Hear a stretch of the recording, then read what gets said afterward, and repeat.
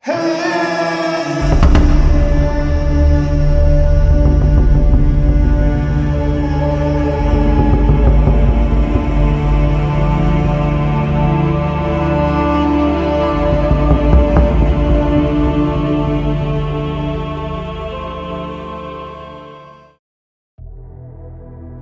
Edward I tercatat sebagai Raja Inggris pertama yang berani mengusir orang-orang Yahudi dari negerinya. Peristiwa itu memancing para tokoh Yahudi di Perancis, Belanda, Jerman, dan Inggris untuk mengadakan kekacauan untuk menggoncang seluruh Inggris. Langkah pertama yang mereka tempuh adalah menciptakan perpecahan antara Raja Inggris dan pemerintahnya. Di sisi lain, antara pemerintah dan gereja.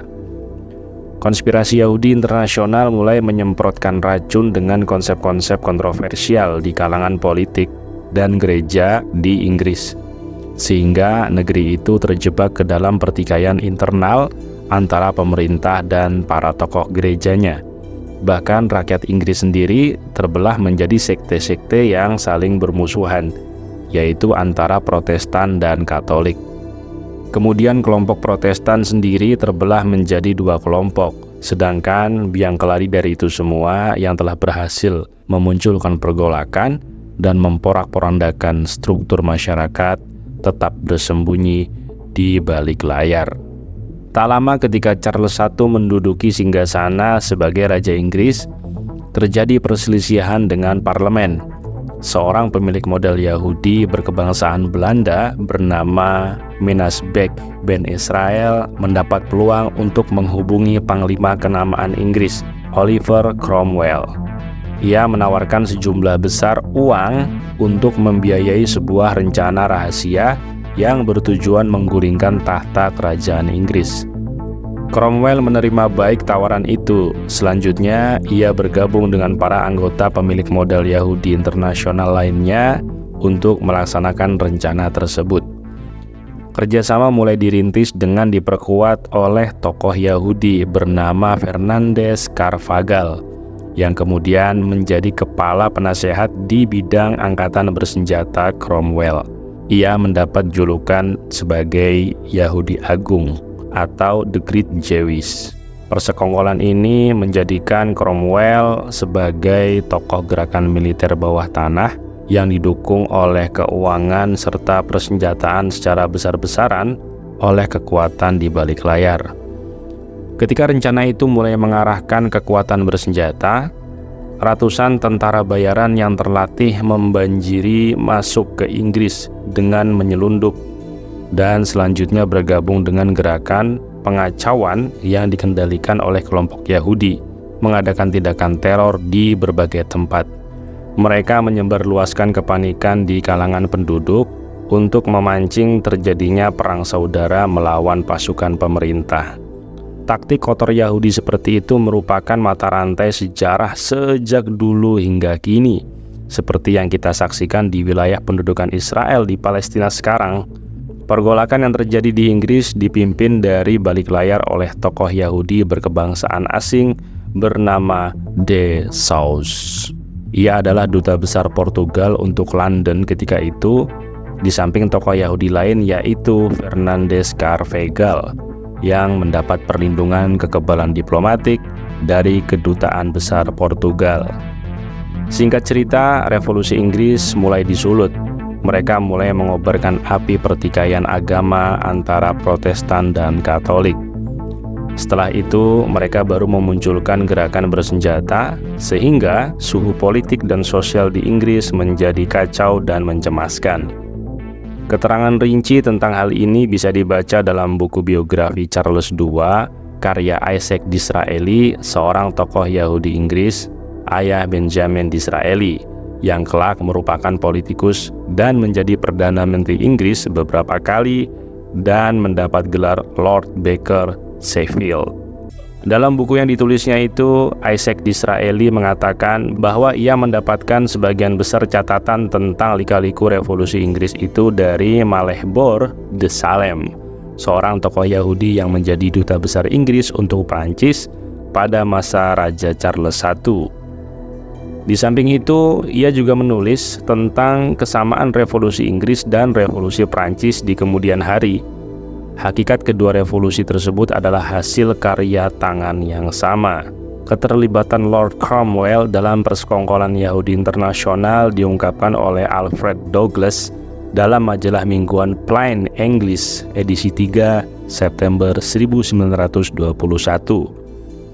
Alfred menjelaskan bahwa persekongkolan Yahudi internasional sudah lama hilang, namun perkumpulan itu masih bisa mengatur langkah-langkah untuk berhubungan dengan kawannya yang berkebangsaan Belanda, Canis Smallheim, pada masa Napoleon Bonaparte.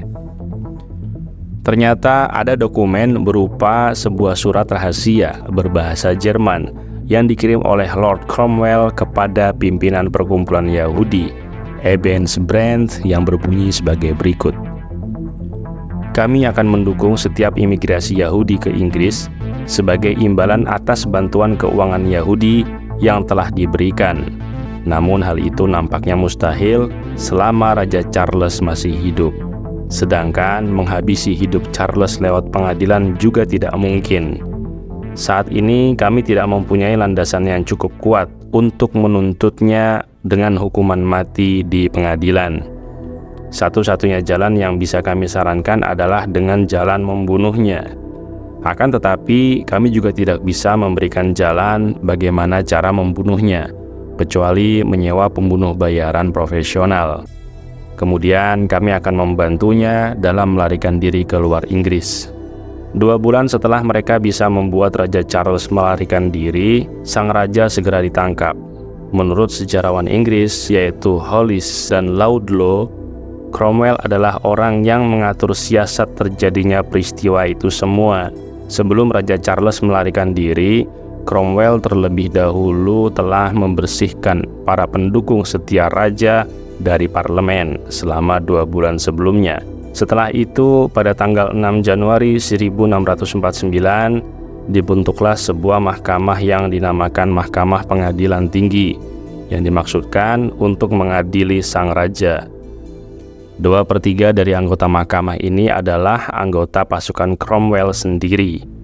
Namun, Cromwell sendiri tidak bisa memainkan peranan seperti yang diharapkan oleh para arsiteknya. Akhirnya, para tokoh Yahudi menugaskan tokoh Yahudi Inggris bernama Carvajal untuk mengatur siasat kerjasama dengan Isaac Duerlos, dan mereka berhasil menciptakan tuduhan pengkhianatan terhadap Raja Charles. Hakikat dari peristiwa ini sangat berbeda dari apa yang ditulis oleh para sejarawan, bahwa tersingkirnya Raja Charles disebabkan oleh penentangan dari rakyat Inggris sendiri. Tepat pada tanggal 30 Januari 1649, Raja Charles dihukum mati di depan gedung pusat lembaga keuangan Yahudi yang berdiri dekat Whitehall, London. Dengan demikian, orang-orang Yahudi telah melampiaskan dendam kesumat kepada sang raja atas pengusiran mereka dari Inggris sejak masa pemerintahan Cromwell. Setelah itu, Cromwell segera diberi uang yang dijanjikan untuknya, persis seperti ketika Yahudi bersekongkol untuk membunuh Nabi Musa alaihissalam. Satu hal yang perlu diingat ialah bahwa tujuan persekongkolan Yahudi bukan sekedar membunuh Raja Charles, tapi lebih jauh ingin menguasai perekonomian Inggris dan menyalakan api peperangan antara Inggris melawan negara-negara lain. Peperangan yang berkecamuk pasti memerlukan biaya yang besar. Para penguasa Eropa diharapkan akan meminjam uang dari para pemilik modal Yahudi dengan bunga berlipat ganda. Dan ketergantungan keuangan itu akan memberi mereka kesempatan untuk mendikte kebijakan pemerintahan yang bersangkutan. Di samping itu, mereka akan mendapat keuntungan uang berlipat ganda dari hutang yang mereka pinjamkan. Sebenarnya sudah bisa diperkirakan mengenai peristiwa yang bakal terjadi setelah terbunuhnya Raja Charles tahun 1649 hingga berdirinya Bank Inggris tahun 1694. Yang di antara periode itu, hutang nasional kerajaan Inggris telah naik sampai tingkat yang mencemaskan. Untuk lebih jelasnya, kita coba urutkan kronologi sejak meninggalnya Raja Charles sebagai berikut.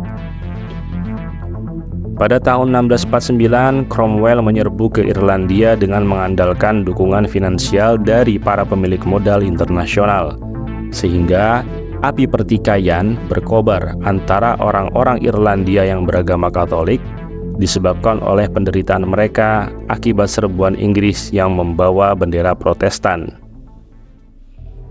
Pada tahun 1950, pemberontakan meletus terhadap Cromwell di bawah Panglima Inggris Montrose, tapi bisa dipatahkan dan pemimpin pemberontak itu ditangkap. Dari berbagai peristiwa historis yang telah berlalu, dibuktikan bahwa negara dan bangsa, baik yang memulai dengan agresi militernya atau memulai pemberontakan, pada akhirnya tidak pernah bisa secara objektif mendapat hasil yang diidamkan atau bisa memecahkan masalah yang mereka hadapi, baik secara politik, ekonomi, maupun budaya. Sedang pihak yang beruntung dan terus beruntung adalah mereka, kekuatan konspirasi Yahudi internasional sebagai pemilik modal internasional dan pialang perang yang memainkan peran di balik layar. Maka tidak aneh kalau Panglima Perang Belanda William of Orange yang berhasil menaiki singgasana kerajaan Inggris itu telah membawa negara ke lembah hutang sebesar 1.250.000 euro dari para pemilik modal Yahudi internasional. Setiap anak sekolah di Inggris bisa membaca peristiwa tragis tersebut dalam buku sejarah nasional Inggris. Akan tetapi, pembicaraan mengenai siapa nama para pemilik modal yang memberikan hutang dalam jumlah besar itu, sampai sekarang identitas mereka merupakan teka-teki dalam sejarah. Menurut para sejarawan yang mencatat peristiwa tersebut, pembicaraan mengenai hutang-hutang itu dinyatakan bahwa pembicaraan dilakukan dalam sebuah gereja yang tertutup untuk menjaga kerahasiaannya. Syarat yang diajukan oleh para pemilik modal Yahudi untuk memberikan pinjaman dalam jumlah besar tersebut dan lalu disetujui oleh Raja William of Orange diantaranya: 1. Nama dan identitas pemberi pinjaman harus dirahasiakan. 2. Pemerintah harus memberikan rekomendasi istimewa bagi berdirinya Bank Inggris. 3. Pemerintah Inggris harus menjamin keamanan direktur bank tersebut. 4. Mereka akan memberi pinjaman sebesar 1.250.000 pound sterling dengan jaminan bahwa setiap 10 euro dari uang pinjaman berarti memberi wewenang kepada mereka untuk mencetak 1 euro mata uang emas dan didepositokan khusus bagi mereka di bank tersebut. Kelima, mereka diberi wewenang untuk menentukan angka hutang nasional Inggris dan sekaligus diberi kepastian mengenai pembayarannya kembali, baik pinjaman pokok maupun bunganya, dengan mengenakan pajak langsung kepada rakyat Inggris. Demikianlah bunyi syarat itu. Jelaslah kiranya bahwa Raja Boneka Konspirasi Yahudi, William of Orange, telah menjual kerajaan Inggris dan rakyatnya kepada pemilik modal Yahudi internasional dengan harga 1.250.000 euro. Ini berarti impian mereka untuk menguasai Inggris secara ekonomis dan politik telah menjadi kenyataan lewat hadirnya Bank Inggris. Jadi, jeratan hutang sebuah negara atas negara yang lain sebenarnya sudah menjadi suatu hal yang berlangsung cukup lama dengan lakon yang sama, yaitu Yahudi internasional, di mana akhir-akhir ini hal tersebut mencuat kembali seolah-olah sebuah tren baru yang terjadi antara negara-negara maju dan negara-negara berkembang, termasuk Indonesia yang menjadi incaran mereka. Menurut kalian gimana? Coba tulis di kolom komentar.